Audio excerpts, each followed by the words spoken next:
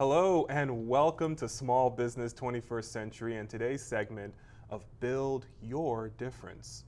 I'm your host, Pierre Walters, and today's guest is a pain healer. She gets immense love and joy from empowering her clients to understand what is going on in their bodies and discover the power of the healing arts, movement, and nutrition. She's an advanced P-DTR practitioner, certified massage therapist, certified personal trainer, and precision nutrition coach. She integrates various modalities to provide a non-traditional rehabilitation program for the body. Hers is a safe place to ignite the mind and body. So please, welcome to the show, integrated therapist and founder of Neuro Wellness Solutions, Lisa Hillstrom. Welcome to the show. Thank you. I am so glad to have you here. You know, we were just talking before we started filming, we were just talking that both you and I are actors. Yes. And we had the pleasure of meeting each other on a film set. Yes. We were working a film, and we got to talking, and we learned a little bit about what we did, and I was so intrigued about your specialty. So I'm glad you're here today to tell us more about really this passion of yours and how you've built an entire practice around it. Could you just introduce us to what type of practitioner you are? So I guess I would fall under what's called an integrative therapist. We don't really have a real title. We're not doctors. We don't diagnose. However, we are people that genuinely care about your health. We want you to get better as fast as possible. So someone like me, whenever I hear about a new class or a new technique, I try to get into those classes, constantly learning, and then I integrate all those things that I've learned over the last 12-ish years to provide my clients the absolute best possible solution to heal their body. Yeah. And what's that journey been like for you? I mean, just launching and then serving your clients. How's that been for you? Oh, it's fantastic. I love what I do. I have the coolest job in the world. I'll tell people all the time. I absolutely love my job. I definitely feel called to do it.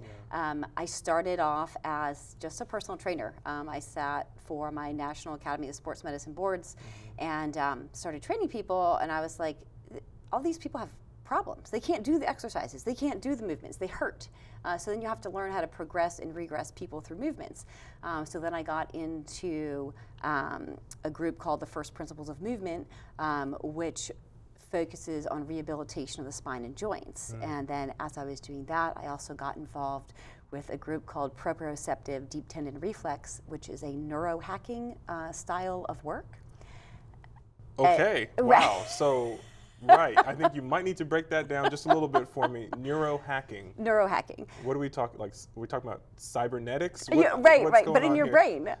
So if you think about how the body works, how the brain and body work, you have afferent information coming into your body and efferent information coming out of your body. Okay. Your brain acts as the software and your body is the hardware. So the principle is that if the afferent information coming into your body is read incorrectly by the software in your brain, then your motor output is going to be wrong. And that's about 80% of issues that I find with my clients have to do with poor motor output because the efferent information coming into the system is creating a poor afferent output, and then when that happens, we get pain. Okay, we get discomfort. Let me say this back to you because I'm trying to follow along here. So what you're saying is the information that's coming into the body, and that would be information that we I don't want to say consume, but information that we ingest by way of our eyes, our ears, our touch, our feelings. So the air, the temperature of the room. Oh, okay. So external factors. Any external factor. And you're right, you're not aware of your left big toe until I say, oh, by the way, how's your left big toe feel? Right, and you're like, well, let me wiggle that and see how it feels. Okay. Right? So when we stand up, we're not consciously thinking of where our feet are placed on the ground. We just move. That's what we're meant to do. We're people. We're meant to move. We're not meant to sit. And if I don't know where my body is in time and space, and I don't know that my weight is not evenly distributed on my feet, and then I end up with low back pain, and it turns out I have a rotated hip and then a contralaterally rotated shoulder, and you come to me and then you say, I'm in horrible pain and nobody can fix it, and I look at you and I'm like, well, sure, we just have to move better, right? So I use a combination of neuro techniques. So there's another technique that I also use, but it is currently patent pending. Okay. So I don't really discuss it. Yeah, well, fair enough, especially on a television show. Right. Fair enough. But what's one of the common misconceptions about either about the body or about what you do that you've experienced that you maybe find yourself needing to educate people on? So a lot of people, actually most of the US population, 90% of adults will experience low back pain at some point in their lives. Well, I'm guilty of that. Yeah. I absolutely Most feel people low are. back pain. Absolutely. So most people have that. I always think it's maybe because I sit at the desk too much and I'm not. That's probably a what it significant portion of what it is. You just gotta walk backwards. But a lot of people will experience back pain in their lives. It's really common. And so they'll go to the doctor will say, oh, there's disc degeneration. Everyone wants an MRI because that's the newest technology. That's great. But every single person over 40 is going to have some type of issues in their low back on an MRI. But pain does not equal pathology, and pathology does not equal pain. And you have to keep that in mind when you treat people. So a lot of folks come in and say, well, the doctor said I have arthritis in my spine and that's why it hurts. You're like, well, maybe let's test that theory. Let's see if we can get those muscles working properly and evenly on the anterior and posterior chain of your body, and the pain goes away, then the arthritis wasn't causing the pain. Doesn't mean you don't have arthritis, right? You still have that. But it means that we can decrease the pain naturally through activation of the appropriate muscles. Gotcha. That is really profound. I mean, pathology doesn't equal pain, and pain doesn't necessarily equal pathology. I think we need to dive deeper into that. So thank you for that. But before we do, we're going to take a quick break. We're going to return after these important messages, more with Lisa Hillstrom. Losing weight's a lot harder than gaining it, but with every step I lower my risk for type 2 diabetes and heart disease, and that makes every step very much worth the effort. Learn how you can help stop diabetes. Visit checkupamerica.org or call 1-800-DIABETES. I'm Essie Patham-Murgerson, an actor, but I'm also one of nearly 26 million Americans with diabetes. To help reduce the risk of serious health problems, my doctor and I tracked my A1C, which is my average blood sugar, over 2 to 3 months, and we created my personal treatment plan that includes lifestyle changes and medication to help me reach my goals. When you have diabetes, achieving your A1C goal is key. So talk to your doctor and visit bloodsugarbasics.com today. And welcome back. You're watching Small Business 21st Century and today's segment of Build Your Difference with my special guest, Lisa Hillstrom, integrated therapist and founder of Neuro Wellness Solutions. Now, prior to the break, we were discussing what you said about pathology not equaling pain and pain not necessarily equaling pathology. And it sounds like what you're sort of pushing us to do is to dig a little deeper and to look at the bigger picture, I think, when it comes to our bodies. And I want to ask you, in terms of your practice, what would you say sets your practice apart from other maybe similar practices, maybe not similar practices, but help me understand what the field is like out there. So there aren't really a lot of people that do what I do. So in general, as an advanced PDTO practitioner, I believe that there are still less than 1,000 of us in the world. Could you break that? When you say advanced PDTO practitioner, I'm not familiar with that acronym. I need your help. Okay, so it stands for proprioceptive deep tendon reflex. And it was actually created by a guy, an orthopedic surgeon named Dr. Jose Palomar. And he worked with a team of other doctors. And he said, wait a second, I did this surgery on them. They shouldn't be in pain anymore. Why are they still in pain? And so he started working with some neurologists, and they said, wait a second, well, here are these receptors in the body. And so what if we work with these receptors and we are able to kind of reset these receptors back to basic or what they should have been before? Can we get out of the pain? And it worked. Oh. And so they're like, wow, like we didn't even necessarily have to do the surgery? Like, are you kidding me? So he's an orthopedic surgeon and he resides in Mexico. The group itself is Global PDTR. They teach worldwide. But we're actually really big over in Asia. So not a lot of people in general do that.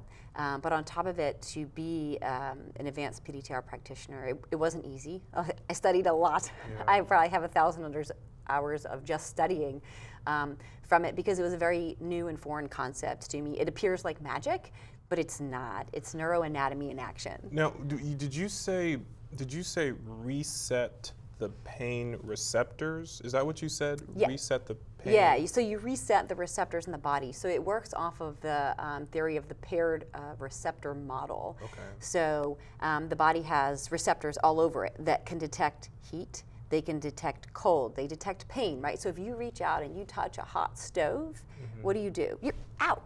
You jerk your hand away because your brain said, woo, move away from that stimulus. That's a bad stimulus, get away, right? And so those receptors in the hand spoke to the brain and said, woohoo, don't do that. So sometimes they get a little wonky and they say, woohoo, don't do that, and there's no reason. They forgot to go back to normal because as we get older, we have stress.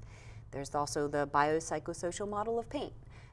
Which has to do with emotional trauma, which everyone has. If you've ever lived a day in your life, you have emotional trauma. Like that's life, you know?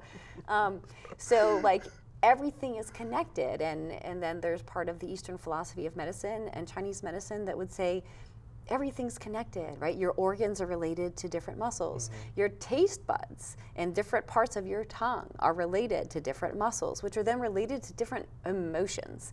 So literally everything is related in the body. I believe that to my core. I've seen it happen over and over in my practice. And it's really amazing. That's mind-blowing. It's so cool. I'm like, wow, okay.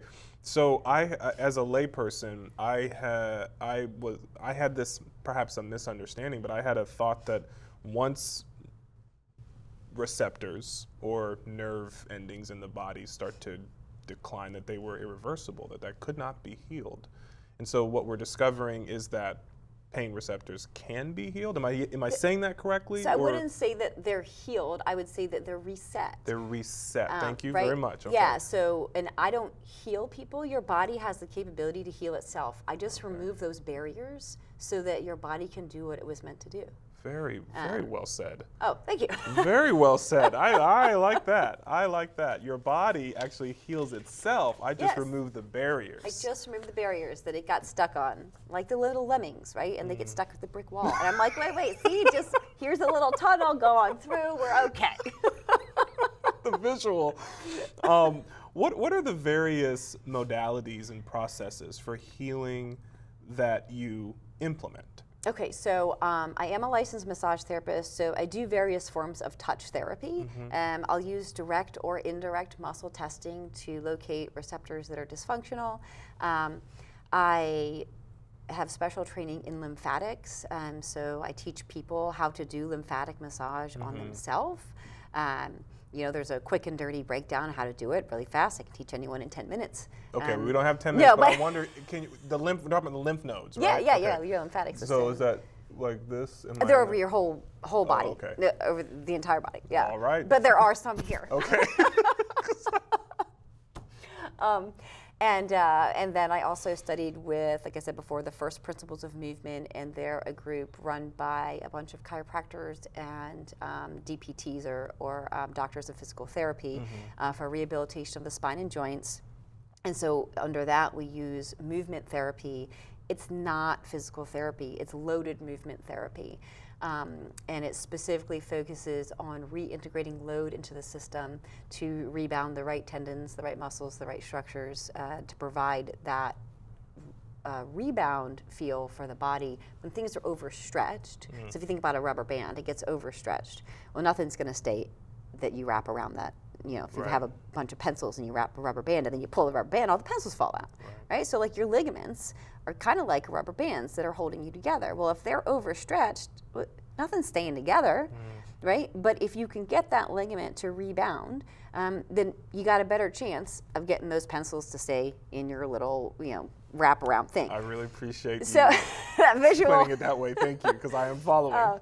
So then load is actually what rebounds the ligaments and the tendons. Okay. And I found that out firsthand. I had a really severe injury back in 2017. I fully snapped my Achilles tendon. Ooh.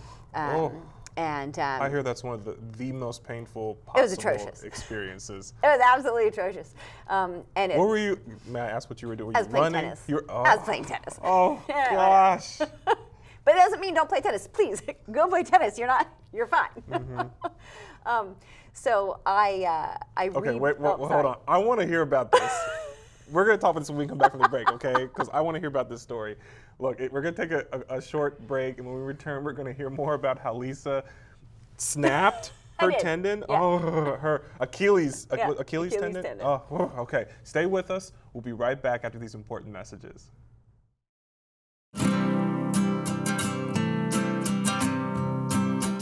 Every day across America, excess food is gathered by a network of good people at local food banks, giving hope to millions of children who struggle with hunger. They've earned their wings, and you can too. Together, we can solve child hunger. Support Feeding America and your local food bank at feedingamerica.org. And welcome back. You're watching Small Business 21st Century and today's segment of Build Your Difference with my special guest, Lisa Hillstrom, integrated therapist and founder of Neuro Wellness Solutions. Now, prior to the break, we were discussing an experience you had playing tennis where you snapped your Achilles tendon. Yes. Tell me about that and how that got you into this mode of medicine or this practice. Yes, so I accidentally snapped my Achilles tendon. Whoops. I'm sure it was an accident. Whoops, no one does that on purpose. It hurts a lot. So then I went and I was misdiagnosed twice. It was 6 months before I actually had the surgery because I finally went up to Georgetown University and got the appropriate diagnosis and surgery. But they told me, they were like, well, you're just freak strong, right? Because I shouldn't have been able to walk. And I still was. I was still squatting. I was still deadlifting. I was still in the gym. Because at that point, I was already a personal trainer. And I worked out hard, and there was no reason that my Achilles tendon should have snapped. So when a doctor told me, 2 different doctors actually, that I just had Achilles tendinosis, which is basically just an overstretching of the Achilles tendon, told me to wear lifts in my shoes and it was going to heal. And 4 months later, it still wasn't healed. I finally got another appointment after getting a second opinion. I finally got another appointment up at Georgetown, and they scheduled me for surgery immediately because it was, in fact, snapped right on in half. Unbelievable. So after I had this surgery, I ended up seeing another proprioceptive deep tendon reflex practitioner. And she was like, this is right up your alley. You're really smart, like you can learn this, and you love to help people. And this takes what you know to a whole nother level. And so I said, okay, like I'm willing to go to the classes, I'm willing to learn because it helped me. So in the meantime, I should say, I also had a rash on my hands from my fingertips up to my wrists, and it was really itchy. I'd wake myself up in the middle of the night, and I'd be clawing myself bloody. Oh my God. I mean, and you don't know that you're doing it. And Was this any way related? Not to the Achilles tendon rupture, but it's related to PDTR. I no longer have, as you can see, any rash. I never took any medication whatsoever. I just got natural treatment, and it's all good. Okay, wow. So I went to see the PDTR practitioner for my rash on my hands because we also do visceral manipulation or organ work. And so turns out that when I went to see her for this, she was like, actually, you can come to the class, you can learn the technique. It helps with pain as well, not just skin issues, gut issues, food issues. It also helps with pain management and eradication. So I went through, over the course of about a year and a half, all of the seminars and courses that PDTR offered, and in the process rehabilitated my own Achilles tendon. So during that time, I was rehabbing my own leg. I'd gone to a physical therapist, and they actually injured me worse, and they made my recovery significantly slower. And so the next week, when I went to my PDTR class, I said, look, here's what happened. Well, I'm in a class with a bunch of doctors of physical therapy and a bunch of chiropractors. And they said, oh dear, that shouldn't have happened.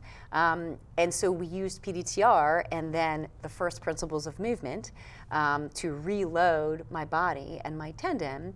And I've been completely pain-free since about 1 year post-surgery. So if anyone out there has ever had an Achilles rupture, you understand what it's like to be in chronic pain for a significant portion of time. Most of them are still in pain. It's a very serious injury. I was told I'd never be able to run again. I was told I'd never be able to jump again. And I said, watch me. Yeah. I'm going to. And I do. Wow, that is inspiring. And the fact that that inspired you to learn this. Yes. And now you're applying this knowledge and expertise to help other people with their pain. And I think that's amazing. What would you say is the most surprising thing that people learn about themselves when they go through a program that you designed specifically for them? They didn't know that they could do it. They didn't know that they could be pain-free, or they didn't know that they could have that range of motion. Right before I came here, I worked with my clients, some of my clients this morning, and one of them, she's in her late 50s, and we started working together in July. She was about 35 pounds overweight, and didn't ever think that she'd be able to do these series of exercises that we had talked about were her goals. And I tell you what, she's lost about 30 of those pounds. With nothing other than nutrition and exercise appropriate for her. She rides horses, so she was having a lot of knee pain, a lot of ankle pain, foot pain, so a lot of exercises were difficult, but riding a horse wasn't. And so we're able to create exercises to reload her body, and she's fine. She can squat now, she can lunge now, she can deadlift now. None of those things she could do before without excruciating pain in her knees and her feet. There's been no surgery involved, just what I do. Yeah. So how's that make you feel to see this kind of impact that you're leaving in the lives of your patients and people that are learning about this through you? I love what I do. I always tell people I have the coolest job in the world. I literally love what I do. At the end of the day, if I can't help you, I'm going to give you my entire host of contacts, and I'm going to say, I can't help you. I did my best. Try this person, try that person, try this one over here, right? Because at the end of the day, I want you to get better. Yeah. No one wants to be in pain, right? It hurts, and pain changes the brain. And when we're in pain, we're not our best self. We can't show up to our partner, we can't show up to our kids, and we certainly can't show up to our job and be our best self.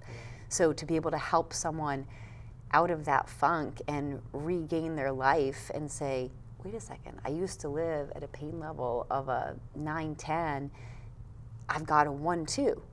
I can sit on the floor with my grandkids. I can pick up my grandkid. I never thought I'd be able to hold my grandchild. Yeah. Really common, really common. This is I think just so inspiring because, you know, a lot of times we feel trapped. Yep. Sometimes by our bodies. Yes. You know, and I wonder what are just maybe one or two easy tips that you might want to leave with those watching today on how they can take steps in this direction. Walk. Walk forwards and walk backwards. All the studies now show the single best, most effective thing that you can do for your health is walk for 21 minutes or more outside every single day. Every single day. It's got to be outside. I don't know why the treadmill doesn't work. It doesn't. It's not the same. It's outside. All the studies out of Harvard, Stanford, and MIT all say that. Okay. 21 minutes or more outside, and walk forwards and backwards, right? So it sounds silly to walk backwards, but we're always stuck in forward locomotion. So when we're always stuck in forward locomotion, our hips are always bent forwards. So we never access our posterior chain, so we're never upright. So we have to come back. I'm sorry, I'm moving a lot. I think it's fascinating. It's very fascinating. So walk. So get enough walking, sleep. and you said walking forward and walking and backwards. walking backwards. And getting enough sleep. And sleep. Got it. That's Got how it. you recover, Got is it. you Well, sleep.